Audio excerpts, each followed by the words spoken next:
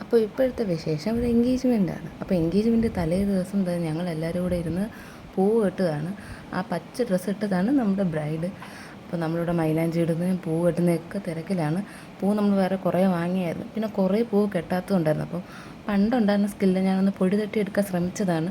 അത്രത്തോളം സക്സസ് ആയില്ല. പിന്നെ ഇവിടെ ഓർണമെൻറ്റ്സൊക്കെ, ഇതാണ് നമ്മുടെ ബ്രൈഡ്.